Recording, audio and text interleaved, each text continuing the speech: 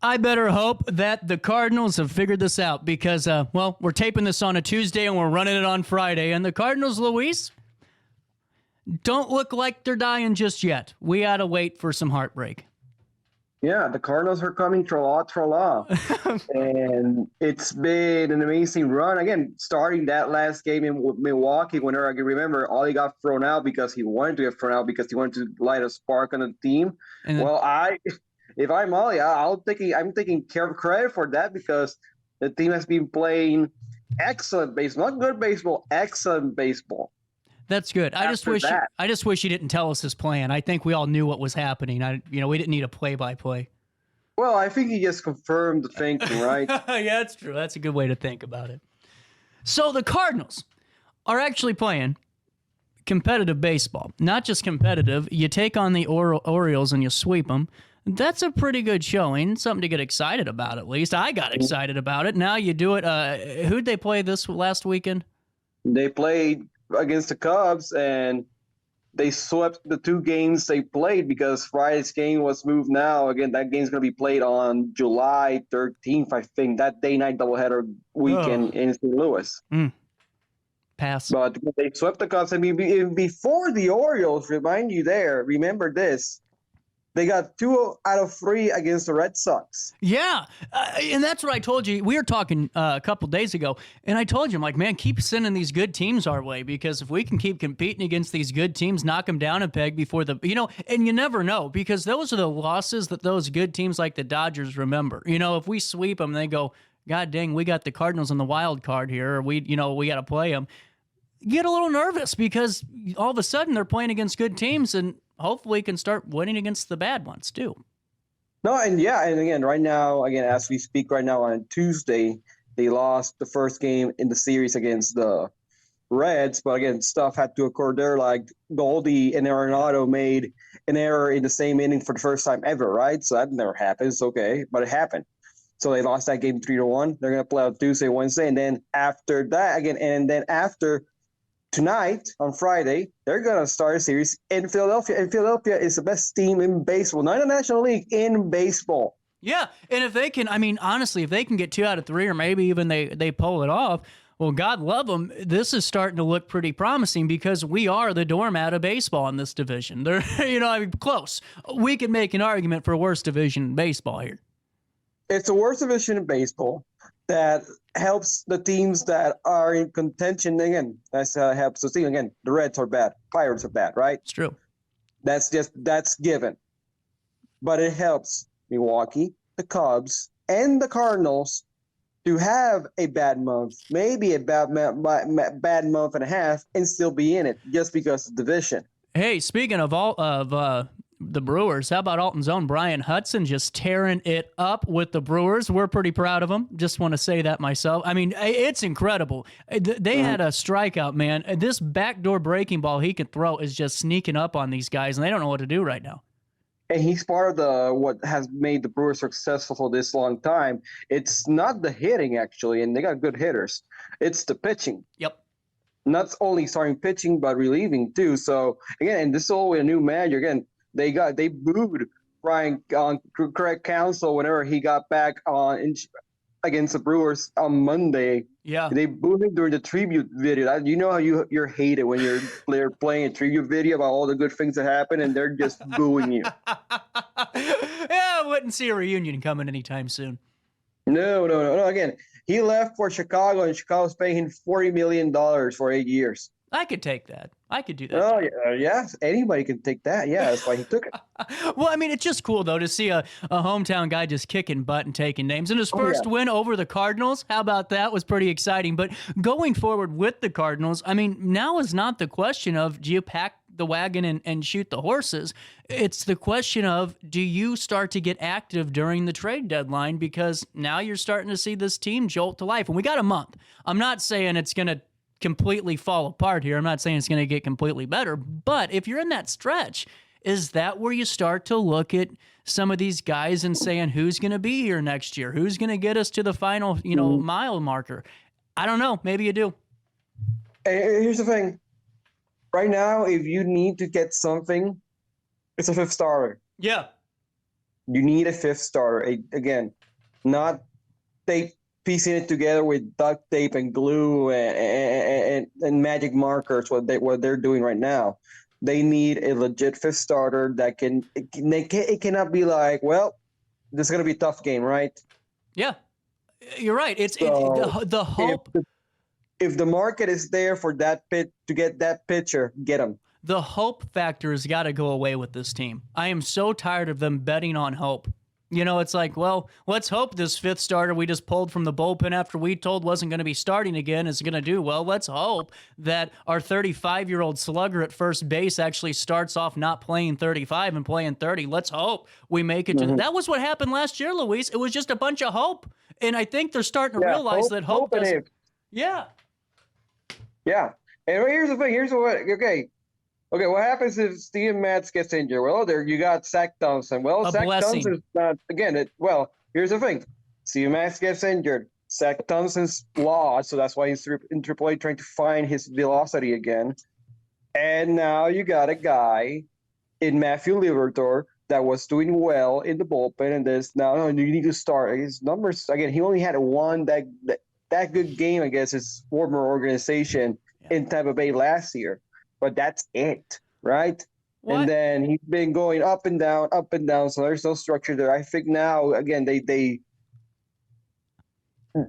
think they're gonna cease again here with that experiment because again, because now Palante's gonna start the next game. They start this week, right? So that now Liberatore's back only bullpen duty, so that's good. Liberatore. There's a structure. Well, I'm glad. I mean, Luis, I've always heard that if something's broke or if something's not broke, you fix it immediately. And, when I hear a guy in the bullpen doing well, the first thought I have is, let's just pull him and let's send him to the starting line. Let's have him on the mound. Let's start him. I think that's wonderful. Yeah. Do you see this? Do you see the sarcasm? I just know, I know, and that's why you don't do it, right? Because it's in the middle of the season. I can get it if you're trying to get him in spring training to go that, and then voila, there's April. Well, that would make logical sense. But with this front office, logical is out the window. Okay, it's just gone, and that's why it's going to be fun to watch this team. Because I think we're at a point where the fans and the players are on the same page here. And they're like, we're just getting through. We're working hard for you guys. We get it. You're frustrated. We're going to come out here and we're going to pull out all the stops. And that's what's going to make this team fun to watch, because I'm not saying that, and don't get me wrong for the folks I'm going, God, he really hates John Mozeliak. I don't hate him. I just think it's time for him to go, number one. Number two, what I'm saying is when you got a czar upstairs that isn't really, going for the best interest of the team half the time, and I'm not saying he's not, I'm saying long term, it's like, man, it's so hard to follow that journey because you could add players. You refuse to do it at the deadline. And I'm not saying he's not going to, but it's like, how do you really follow along with the team that's performing as best they can? They need a little bit of help, but they have a commander and zero upstairs that just sits there and goes, we're going to be active this offseason. This trade deadline, we're going to get some players. And 2011 was beep, boop, beep, 13 years ago. And that miracle only happens once when you pull out a bunch of relievers no one heard of and go make a magical run. Well, I can argue that he did that in 2021 and 2022 when he got John Lester and got the best a month and a half of John Lester's back off of career. Again, he has found some diamonds in the gem in the trade deadline market in the past few years. Obviously, last year they just sold a lot of people, but again, even the people they got, they are highly talented prospects and almost MLB-ready players that should be in the system, if not late this year, early next year, right? So it's not your splashy move. I think the Cardinals got away from that a little bit in the last 13 years. Oh, for sure. But they still have done a very good job whenever they're in the hunt to piece it together in the trade deadline. Well, and I think that's my frustration with it too, is we act like we have to piece it together. You know what I'm saying? When we really don't. I mean, we're a major market team. Now, we aren't the New York Yankees. We aren't the Angels. We aren't with their massive TV deals, but we have enough money to play with. And I think that's number one, my frustration. Number two, the only other thing I can think of going forward is just, is this team actually going to fall apart? Because what I'm nervous about is John Mozeliak going to ship off our prospects we just got last year that are getting ready, and all of a sudden we don't have any young guys coming up? Because it seems like 3 years ago or 4 years ago we did that, and we lost a lot of good prospects. And not saying that would have done good for us, but when you go to the Rays and you're batting .400 for half of a season, we would have taken that, you know? No, of course, yeah. There's some, even in the front office, like, looking it back, we should have gone a different route, but everything has happened for a reason. Yeah. And even John Mozeliak said with the Adolis Garcia stuff, like even the Rangers DFA'd him for a while too. So it wasn't like Adolis was this highly doubted guy. It's just Adolis got just humble pie, and he got the good side of it, right? So right. That's it's true. stuff like that, but it's stuff again. The thing with you bring a good point with the money. Again, all these New York Yankees, they have their own TV network. Boston Red Sox, they have their own TV network, right? Dodgers, they have their own TV network per se in Sportsnet, right? Mm-hmm. There's uncertainty with the money that's on paper right now with the whole TV deal, Bally Sports Midwest and Diamond Group, Diamond Sports Group. The Cardinals, again, they're good right now, but stuff happens in the future. That money might just be disappearing. I get that. Now that's fair. Now that's an actual fair point. I think my biggest issue before we talk St. Louis City and I start going nuts on this bunch of losers, I'm sorry, I just can't watch it anymore. The charade's over for me. It's the honeymoon phase is over. Be men on the soccer field. We'll touch on that in a second.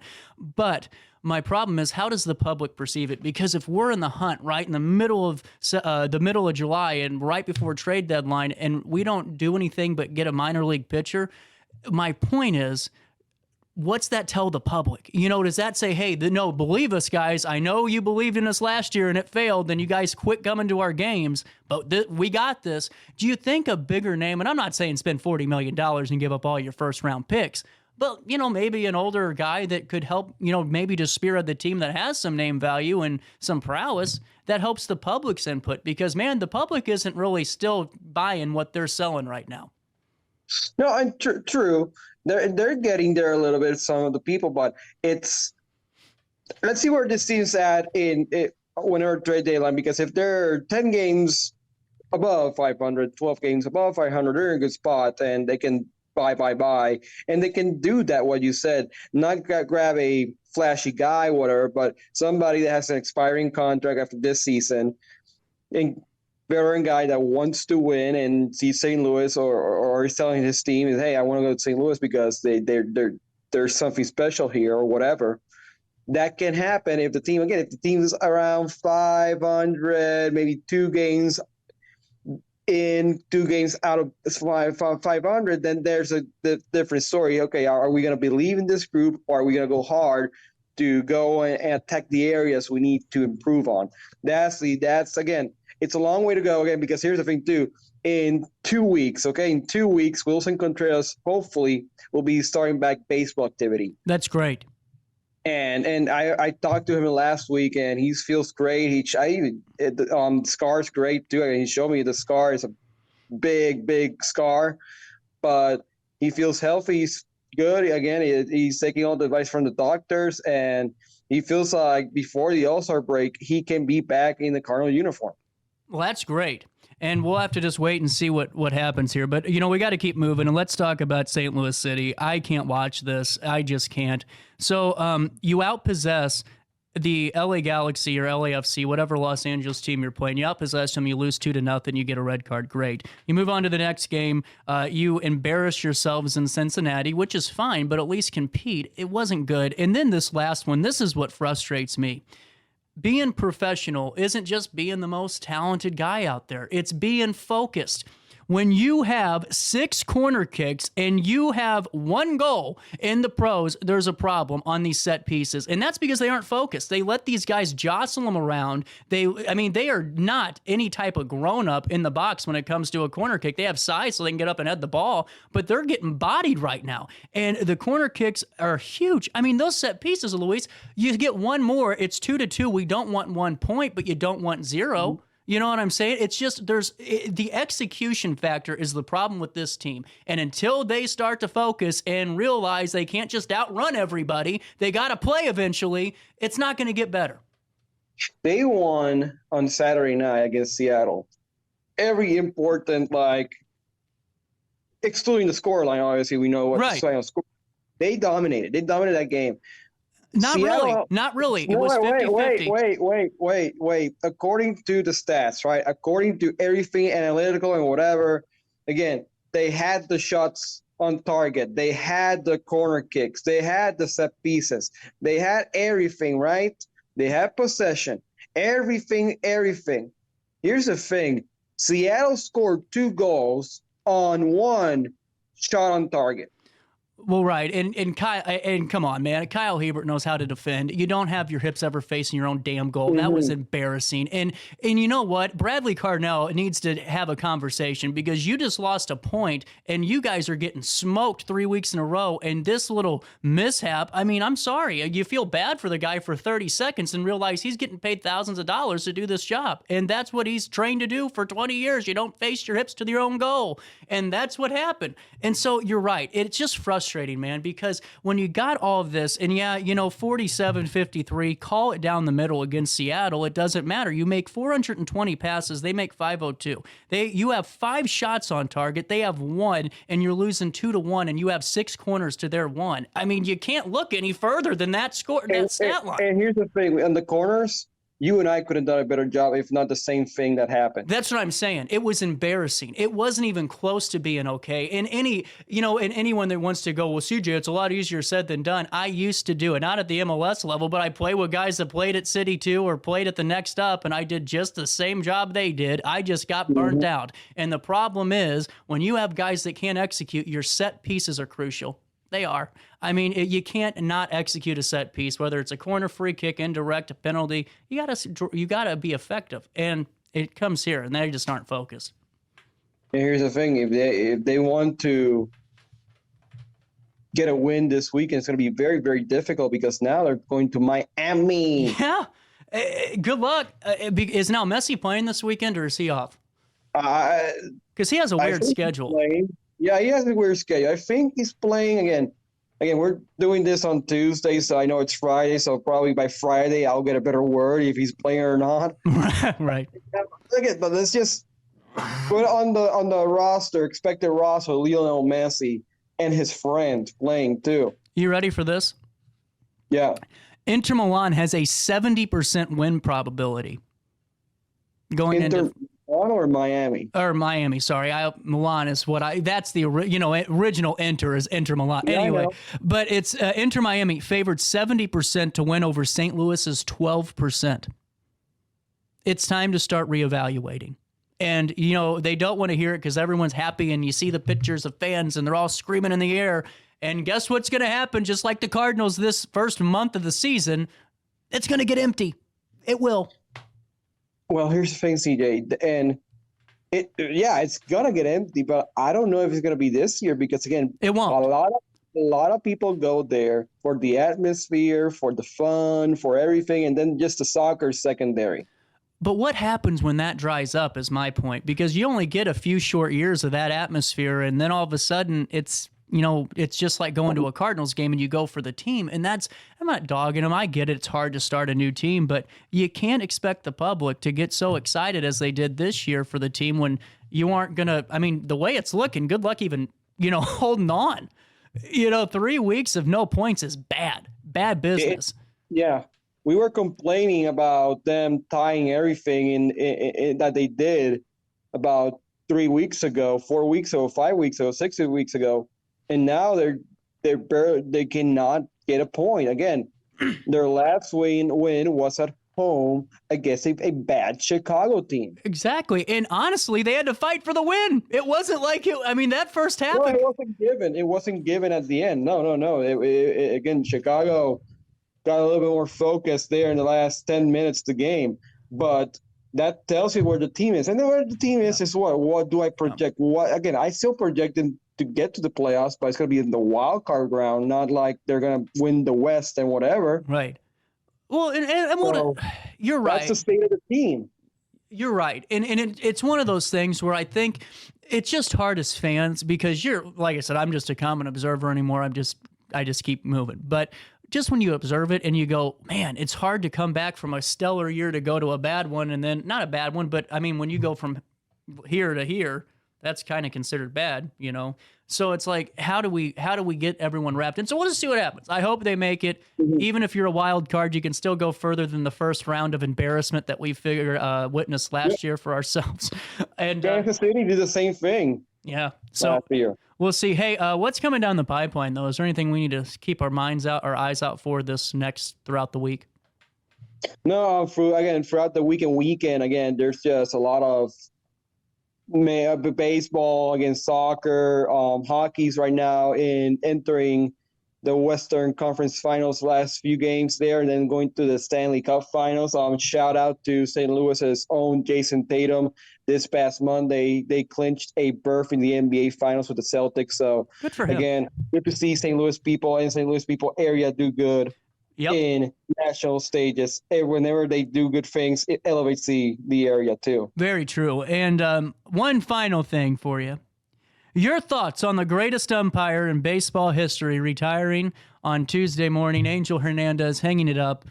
Quite frankly, I want to thank Angel Hernandez for making us realize that you could be worse and you could be C.B. Buckner. Luis, take it away.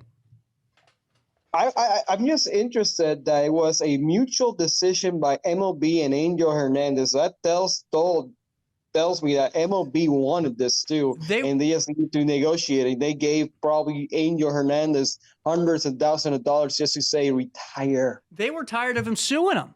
How can you work for a league that you've sued 4 times? Can you please explain that to me? I mean, it's the last one got dismissed very quickly. Exactly. You know what? I just couldn't imagine it. I was like, how is this guy still employed? He is trying to take you for every lawsuit he could think of.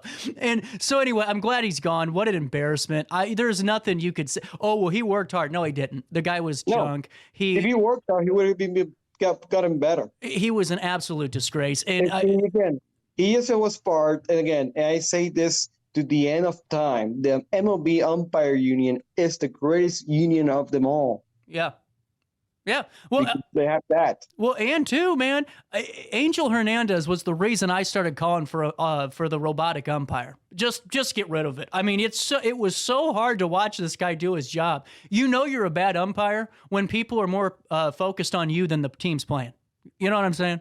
That's what I mean. It was only back close. It was just a player. I don't know who was the player, but I said, "Hey, do I have a time here?" It's like, time. No, I didn't want time. I want to say how many timeouts I still have. It's like no. Bryce Harper got thrown out because Angel Hernandez blew a call and at third base again. Check swing. It did. Bryce checked his swing. No, he swung. And it's like, I didn't. You swung. I didn't. You swung. It's like that arrogance, and it's like, see the tape. And then Harper saw the tape, and yeah, I didn't swing. Everybody, even announcers from the other team, were saying, yeah, Harper didn't swing. Yeah. So with that being said, it is so hard to say goodbye unless you're Angel Hernandez, and I'm glad you're gone. I have no use for the guy. And like they put it out like it was some big, let's send him off. And then Barstool Sports just killed him. I mean, that's what set the tone, I think, for the bad press coverage. Anyway, Luis, keep on keeping on. Have a great rest of your week. We'll chat again soon. Thank you, CJ. Take a quick break. Daily Show on a Friday hits you next right after this.